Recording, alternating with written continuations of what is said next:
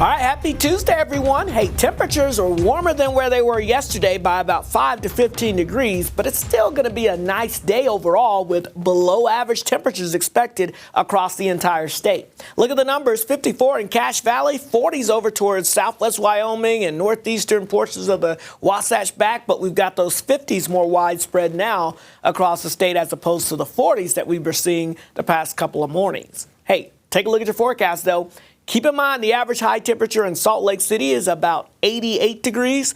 We're forecasting a high temperature of about 83 degrees. So, yeah, still below average. How about St. George?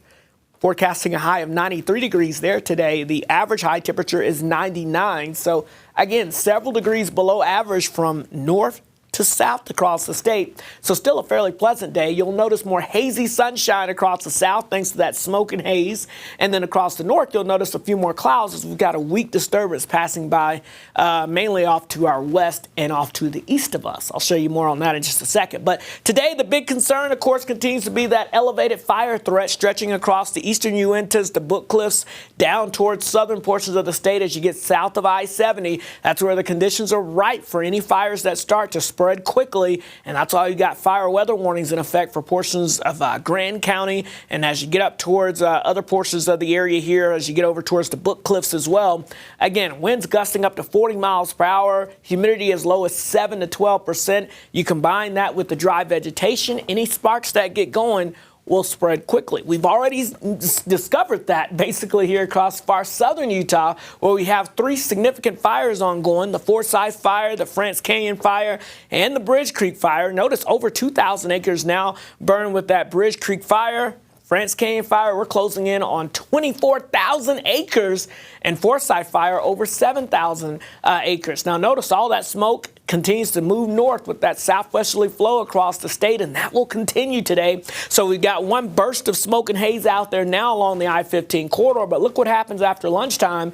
We get some fresh smoke and haze that will take off to the north. So Castle Country, the Uintas, the Wasatch Back, all dealing with some of that smoke and haze later today. We could use some rain to wash out the air and help splash some of these fires and put them out. The problem is the good rain event is going to be just to our east, Colorado down through New Mexico, where they could see some significant flooding, but that low pressure continues to work its way south. So seasonal but dry conditions will remain here. Then it gets hot by the time we get towards your Thursday and the Friday. And as we head into the weekend, get ready. Hotter temperatures are on the way, really all across the lower 48. St. George, 93. That's below average with that hazy, smoky sunshine. 97 for your Wednesday. Then it's hot. Triple-digit heat returns as we head towards the end of the week into the weekend. And with no rain, we're still going to be talking about that critical fire threat. Low 80s today along the Wasatch Front. Then we're hotter. I see 100 popping up by next Monday. All right, let's get a check on your traffic as you get ready to head out the door on this early Tuesday morning. Here we go. Union Park Avenue, Fort Union Boulevard. Yeah, notice in the Midvale area looking fairly quiet out there this morning as everyone is on their way to work here early. It's just after 6 o'clock. I know that's early to go to work, but it's not as early as it could be. Here's Main Street, State Route 130 here. This is at Coal Creek Road. You know where that is in Cedar City. Looking pretty good as well. Fairly quiet conditions out there. Traffic fairly light this morning as we kick things off here. But of course, we do expect that to pick up over the next few hours. And if we see any incidents popping up, we'll let you know. But for now, let's get you back over to Matt and Alyssa.